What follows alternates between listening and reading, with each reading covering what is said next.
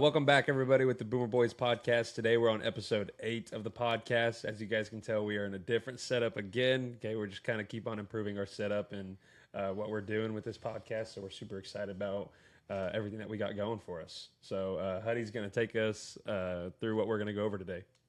Yeah. Today we're just going to really be talking about the road to Atlanta, what OU has to do, and what teams we think potentially could get in the way of us getting there. Mm-hmm. And so, without further ado, let's get into it.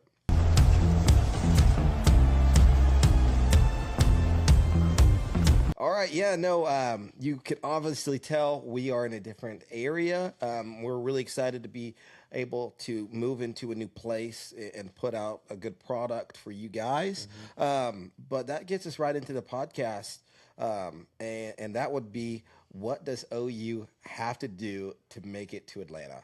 So I think a lot of the big question this year is like the SEC field. You know, there's a lot of question marks in the SEC field. You know, you got the newcomers like the LSUs with the Kiffin era.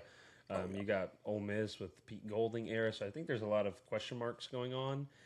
But I do think what OU has to do, we have to go at worst 7-2 to get to have the opportunity to get into it. So, but the question is 8-1 going to be good enough?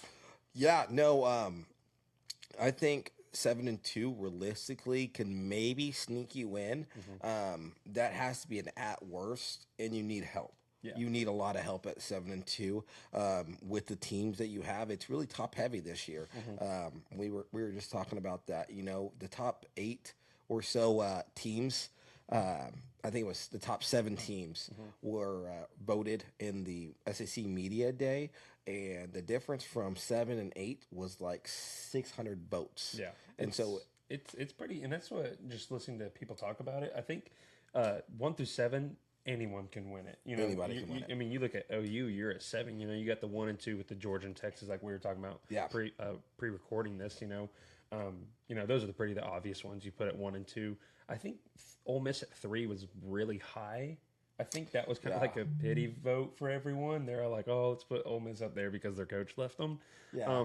So you look at the top 3, and it's kind of the teams you would expect to see up there. A&M's at 4, LSU's at 5.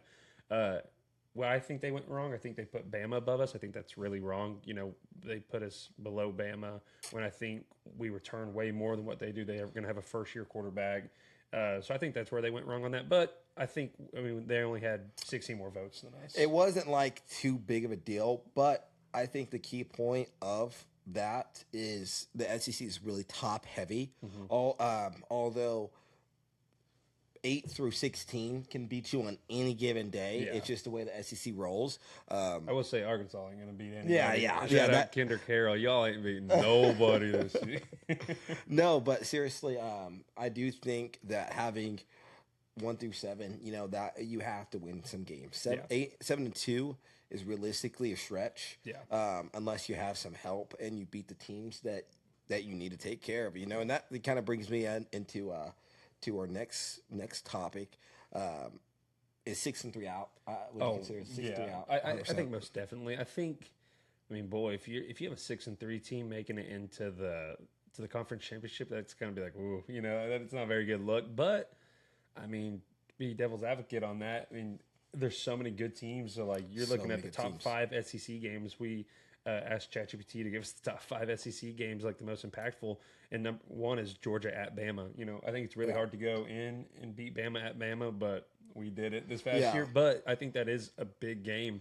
And then you look at 2, Texas at A&M. Well, no, it will be in Austin this year. I think it will be in Austin this year. So that's Oklahoma at Georgia will be big. Well, it might actually be they did some weird. So they did this year. They did some weird rescheduling, and since we went to, I think it was the 9 conference games instead of the 8, and so like Ole Miss is traveling to OU this year, right? Whenever they played at OU last year, and so it might be, I don't know, it's weird. And I think like rivalry games, I think it doesn't matter how good any of the teams are, and I think it's a rivalry game. Everyone's going to play good in the rivalry game, so I think wherever it's at, it's going to be a big game for everyone. like we said, we're dealing with some new touchy microphones. But to go on that, I do think 6-3 is out. So 6-3 is definitely out. You know, and that kind of leads us like what we were talking about, which SEC games are like the swing games. We think if these are the 5 games, and the last one's Georgia at Ole Miss, and then Texas at LSU. I think those are the 5 games that are like, okay, these are going to determine who's going to make it to Atlanta, who's not going to make it into Atlanta. And looking at Georgia's schedule, you know, we roll right into the next topic and next segment. Is Georgia a must win? What would you say? No, I don't think it's a must win. I think because we play them so early, we play them week 4. I think it's so early in the year. I don't think that's a must win game. But I will say, if you do drop that game, you have to win out. Yeah. To be like a for sure, like 8-1 is going to get us in, because we said 8-1 is going to get us in. But I really don't think it's a must win game. I think it will be a phenomenal win, and I do have a lot of confidence in us winning. Mm-hmm. But I wouldn't go far enough and say like, oh, if we drop it, we're not going to Atlanta. Now I kind of have a different perspective on that, because Georgia. If we win that game, you know, hypothetically, I think that we're going to win that game. You know, right. I think that we match up well with them. But let's say we drop that game, and just seeing their schedule, they've got at Bama, at Ole Miss, and stuff like that. Yeah. They would have the head-to-head against us. Yeah. And so I think it's not it's definitely not a must win. Right. But I think that is more important of a win than maybe Texas, Kentucky and stuff like that, you know, because realistically, they're going to play some teams, you know, and we're not. I can agree with that. Those guys. I totally agree with that. You know, like we're talking about that. Like, is that the most important game on our schedule? You think? You know, I think that we're going to go beat Texas this year. I think that's important just because we own Texas. Yeah. We're going to get that done. But as far as implications, I put us ahead of Texas. I put us in Georgia and Atlanta. Yeah. So I think that realistically, we need to get that done. Yeah. That's like the most important. No, I agree with that. I think that's good. I like what the topic is. I don't think it's a must win, but it's a very important game. I think it's an important very important game. And I think that right there will have a big impact on our season. Yeah. So before we get into the next topic, we're going to take a quick word from our sponsors. If you're looking for custom golf apparel for the whole family, check out Birdies and Bogies. They specialize in everything from baby and toddler apparel to adult golf gear, with some seriously awesome prints and patterns. They've also made a name for themselves in the corporate and event space, making them a great local option for custom orders of all kinds. Mention Boomer Boys Podcast to get 10% off of your first event or corporate order. The quality and the pricing are hard to beat, and it's awesome to have a local Oklahoma golf apparel company that takes care of your custom needs. So check them out on their website and make sure to follow them on all their social medias. And we're back, everyone. So now going off of the bulletin point that we just did is the Georgia game, the must win. Now we're going to go on to our third topic of this. So what is the 3 most important games on OU's conference schedule this year? Yeah, like we said before, Georgia is a big game. You know, it's got big implications on the season as far as earlier on, you know, we're going there. It sets a standard. But I think the Texas game is going to be important as well. Yeah. Just because that one will kind of determine the rest of the season. Right. And then I think Ole Miss will be a big one as well. Yeah, I agree with that. I really like that. And, you know, kind of the sucky part of the schedule is we get Georgia, Texas back to back. I know we have a bye in between it, but it's like, man, you can really see the writing on the wall after our first 2 SEC games. Yeah, you know, absolutely. It's like, man, you're either going to start 2-0, you're going to start 1-1 or 0-2. So like you're going to know where you stand in the SEC after those first 2 conference games. So say hypothetically we do drop Georgia. That Texas game, in my opinion, is a must-win game. You don't want to start 0-2, and you can't. And every game's going to be like last year when we play LSU, and like or the whole month of November. It's like we have to win this game to stay in the playoff. And you know, I think we feed off of that though. Sometimes, like last year, we fed off of the hard to kill motto. You like our backs are against the wall. Let's go in there, and we're going to go walk in the trap, take over the trap. Mentality, you know. But I think it's going to be a lot more smooth sailing if we do drop Georgia. We have to beat Texas. Absolutely, I think that game will be a big, like I said, it's going to be a big game. It's going to be a big game. I hate that we play them back to back. I know. But also, I love that we do have that break in between. Right. Those games are going to be important. Realistically, when we're looking at the bigger aspects of the whole season, if we needed to go and drop a couple early in the year, Yeah. that could happen. But it's got to be to one of those two teams. Right.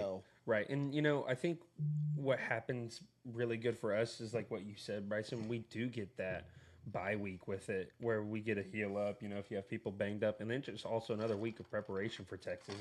That never hurts anyone for another week to prep for them. But I think it says on this, like, can we afford to lose it?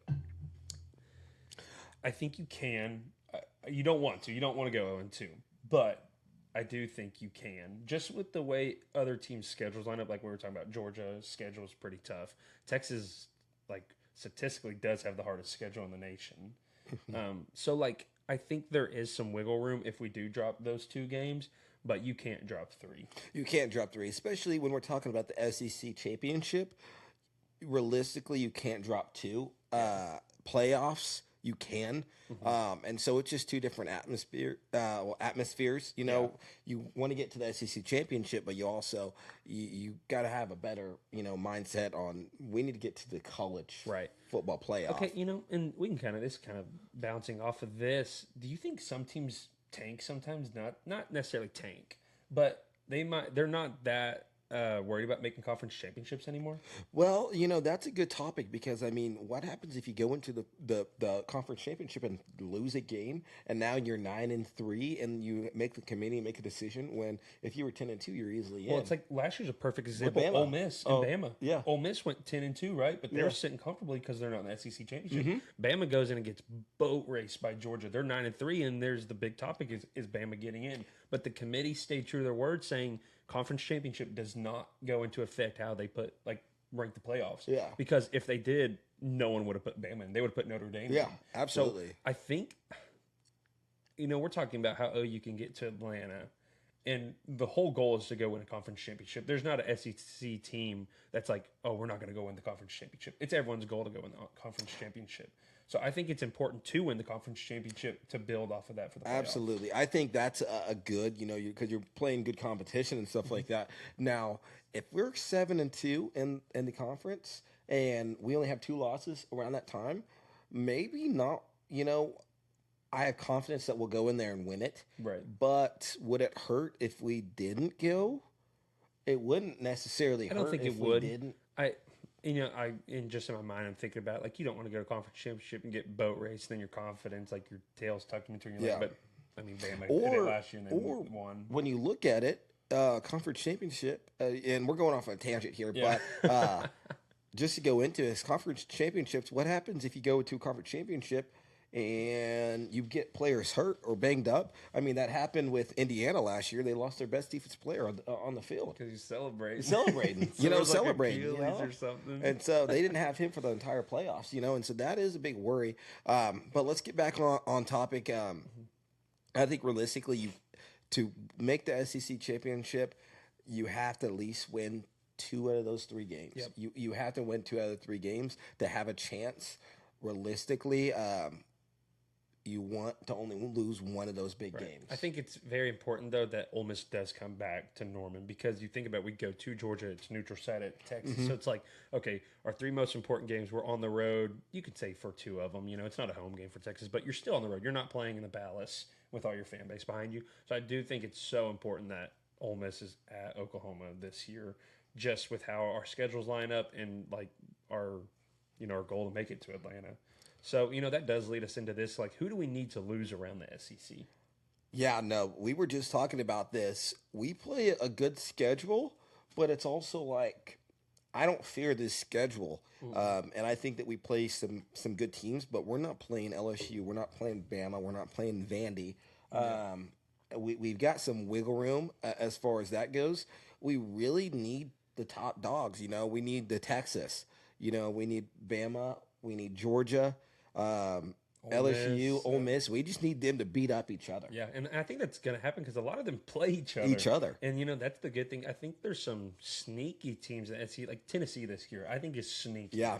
And Bama goes to Tennessee. And also, on that note, they're both wearing their home uniforms, which I think is sick. That is. I wish OU petition for OU Texas, yeah. I think that would be so cool. But anyway, Bama goes to Tennessee. That's a hard place to win. Like, statistically, it's hard to go into Neyland and win that game. And it's a rivalry game. It's the third game in, I think, November. But, like, you just think that – or third Saturday in November, sorry. But, like, they're all playing each other. So we need them, like, to bounce – I mean, we do need them to beat up on each other. I think we're talking about our schedule and we have wiggle room. I do think the Kentuckys of our schedule – I can't stand them, but, like, the Missouris of our schedule. Yeah. I don't think – once we make it past that 2-game stretch or even after the Ole Miss game, we can kind of relax. Yeah. I don't think you can relax, especially like going to Florida, to Missouri, but you're not going to Tennessee. You're not going to Bama. That's what I like. It's a different vibe because once we get past these teams, these top 3 teams, we're going to go on the road and beat Michigan. Mm-hmm. I wholeheartedly believe that we're going to beat Michigan. Yeah. I know that we're going to, have a good chance at beating Michigan. Now, Georgia, I think that's going to be a really good game. And I think it comes down, we said this in previous podcasts, it comes down to our offense. Mm-hmm. And then Texas, I think we're going to go beat them. Now, when we're looking at sleeper teams and teams that we need to be good, I look at a team like Kentucky, 100%. New coach, Will Stein. Mm-hmm. You bring in a lot of good players. They bring in the Kenny Mitchie from Notre Dame, who is going to start for them, and he was really good as a backup there. Yeah. You bring in C.J. Baxter. Hey, C.J. Baxter's not at Texas. I know he dealt with some like the injury bug every now and then, but like he's good. He's a good tailback. You have some of our fellow Sooners. You got Javonte Barnes, and I think Javonte Barnes' upside is incredible. Yeah, absolutely. He didn't fit in. We have a lot of running backs. He didn't fit in. I think he's going to be really good there. I also think Nick Anderson. Yeah, Nick Anderson, if he could stay healthy, he is one of the best receivers in the nation. Yeah. They get a lot of good offensive linemen and stuff like that. They had like 42 transfers. I think realistically, we need guys like that. We need guys like Missouri to go and steal one from Georgia, steal one from Bama, steal one from LSU. I think realistically, that's what we need to happen.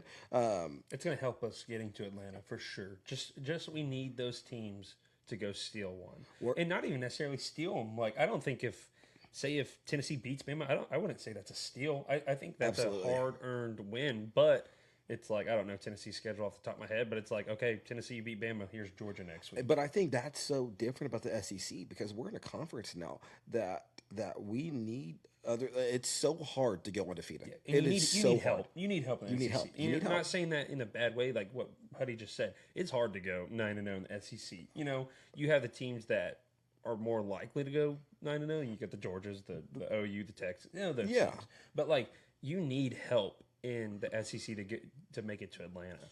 I think realistically, yeah, because you look at the Big Ten schedule, and absolutely talk crap about them. Indiana, you have 2 to 3 hard games, and then you're playing Wisconsin and Penn State, who doesn't have a pulse. Yeah. No, I think that's a big. That honestly can be another topic for us. One episode is like SEC and versus Big Ten. I do think our boss, me and Tate's boss, Coach Gilbert, is a Big Ten homer. He loves the Big Ten, loves them. No. But he does. There is some good points, but like what you said, you have those 3 to 4 games. It's like, oh, that's a tough game. You go to like the Indianas, the Oregons, but like, the SEC, you're not playing Rutgers or Northwestern. You're not going I think we have like 6 ranked games on our schedule or something like that. Something stupid. And so like, you don't have a day off, and so we need the SEC to beat each other up, and it helps us out, realistically. It helps us out not saying that we're a bad football team if we drop 1 or 2, but when you're playing the best of the best, you might have, an off game, not saying that's going to happen, but you might, and so you want to make sure that you are covered on every aspect, if we somehow lose to, in Athens, to have a backup and Georgia gets beat a couple times, right? To make it a little bit easier for us. That's a great point. It's a great point. 8-1 is the dream. I think the realistic dream, we can say like, oh, we're gonna go 9-0, but we just said like, unrealistically, you're not going to go 9-0. So the dream I do consider is 8-1. I think that's the dream. I think the most like comfortable dream 7-2. You know, just give yourself some wiggle room. You know, we're not necessarily saying who we're going to lose to, who we're going to beat right now, but like, you know, in case you do drop one like that. So going off that, give me your OU SEC record prediction. So I've got, and if you've been watching every episode now, you can know that I am the biggest sunshine pumper that there is. I am so big on everything like this. I'm gonna go. I want to say 9-0 so bad. I'm gonna go 9-0, or I think we go 7-1. I think this is the year. Hey, I like it.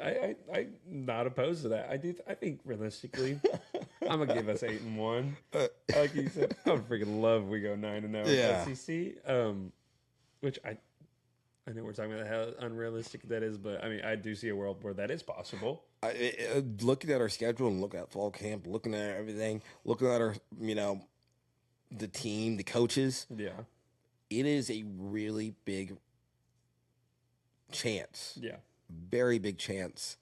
If the right things happen, we end up undefeated. I like it. But OU, we have a big schedule. There's also a good chance that we maybe drop a few. Yep. But that being said, if we drop a few early on and gain our stride like we did last year, I think we also have a good chance to not only go to Atlanta, win Atlanta, and then win the national championship. I like it. I do like that. That's good. All right, so now let's to wrap this up. Let's go on a little lightning round. I'll ask you a question, then you bounce back, ask me right here. Okay. All right. So we did the OU the record prediction. I said 8-1. Huddy said 9-0. I like it. Okay. So now let's go lightning round. Let's go SEC the biggest win. I think OU beating Georgia will be the biggest win in the SEC. Is it just, or we just talking about OU? Yeah, Okay. All right, I think us beating Georgia. Okay. And so, what about you? Biggest loss? I think the biggest loss. If we were to lose a game, what would be the biggest one? I'd say Florida. Florida. I think that would be the one you're like, man, we let that one get away from us. Yeah. I'm not saying I think we lose that game. I think if we were to lose that would be the one you're like circling because you're like, man, we let that one get away from us. So. Okay, then to bounce on you, who do you think would be the biggest loss? I'm thinking Kentucky, just because it's at home. Yeah. And if we do what we think we're going to do and beat Georgia and Texas, you're coming out Georgia and Texas, and then you lose to Kentucky at home. I think that would be pretty bad morally for the team. Yeah, I can agree on that one. And so I also have to ask you, SEC, win. I'm gonna go A&M. I think that would A&M? be. I think that would be because you should think like. You have to be Yeah, you have to. So I think that would be your biggest win because, like we're saying, I don't think Georgia's a must win. How my record prediction is, I do think we're going to beat Georgia and Texas, but like you have to beat A&M, and I think that's going to be the biggest one. It's our last game. They're bringing a lot back as well. Yeah. Marcel Reed. I think he's a good quarterback. I don't think he's a great quarterback. I think My opinion, win. Dog. Really? Just because of the sole fact of our friend group, we have a dynasty, and Marcel Reed is my quarterback at Utah University for my rebuild dynasty. Dog. No, I'm not a big Marcel Reed guy. No, I think he can get the job done, but IRL, I don't think he's that good. On the game, he has like 94 speed though, and he's a glorified running back for me on the game. But IRL, I don't think he's great. But I do think A&M I think they're a good football team. Yeah, absolutely. Now, what's the most important team? I think the most important team in the SEC is Texas. Texas. Not saying that in a good way for Texas. I think it's the most important because they always don't live up to the hype. Absolutely. So they're hyped up this year as they should be. Like on paper, best team in the nation, I think. Yeah. But they're the most important team because I do think they're going to drop games they are not supposed to. When you look at it, Cam Coleman and stuff like that, but and I've seen other podcasts, Arch Manning is the guy. They got Hollywood Smothers, who's a dog. Used to be an OU Sooner. He should be still here. He's a dog. Yeah. But realistically, they did lose a lot. They did. It's just the Arch Manning hype. I think that's what they're living up. And so I think I think that's why they're so important because Arch is a good quarterback. Don't get me wrong. He's not an elite quarterback yet. I'm not like he could go out here and he could go win the Heisman. He has all the ability in the world. I don't think they have it from the head guy. I don't think their leader brings that winning mentality. I just really don't. I think it'll be interesting. I think it'll be interesting now. So then, who's the most important team to you then? Are we talking in terms of like need, like the? I'd say in general, that's not OU. Who do you think helps OU make it to Atlanta? Who do I think by winning or losing? By winning or losing. Okay, I think that's wow. I'm gonna probably say Bama. Okay, yeah, Bama. Just because we don't play Bama, we need them to either win a lot and go through their schedule, or we need them to lose a lot. Yeah, and so they've got a new quarterback. They've got a lot of guys coming from the portal and things like that. I think that'll be fun one to watch. I like that. That'll be a fun team to watch. I like that. So to wrap it up, the final question for both of us to answer: does OU make Atlanta? Yes or no? Yes. And yes. I can agree. Yes, I think we both can agree on that. And I think a lot of Sooner fans can agree on that. We have a very, very, very good shot at making it to Atlanta, just of how we match up with the teams on our schedule. The rest of the SEC schedules, they're all going to play each other. So I'm a firm believer in it. Huddy's a firm believer. Big believer, yeah. So I do think it is a great year for us on paper to make it to Atlanta. Now, when it all boils down to it, you don't play games on paper. You got to play them in real life. So all this talk is going to be revealed in, I guess the next few weeks. It starts next week. That'll be really, really fun just to see, this season feels different for the whole SEC. It feels a lot different. It hasn't came here fast enough. Yeah. And so, I think that kind of wraps up the video. Again, we're so appreciative of being able to move. We're so appreciative of Tate over here helping us out with the production team. Dylan helping us out, a little bit with the behind the scenes. And so we've got some good things in store. We do. We've got some good things in store, and so we're super excited to get back and get in the war room and keep putting out it's gonna be product. Fun. Once games start flying, I do think it's going to be a lot more entertaining for you listeners and stuff, just because it's real stats. We're not talking about like the what ifs or like the man this could happen. Like it's going to be right in front of our faces. You know what I mean? So. We appreciate all you guys watching. Like we say every podcast, we're still just kind of blown away with how much support we're getting right now and stuff. And as you guys tell, our hats right here, we got our first sponsorship, which you guys seen previously in this video.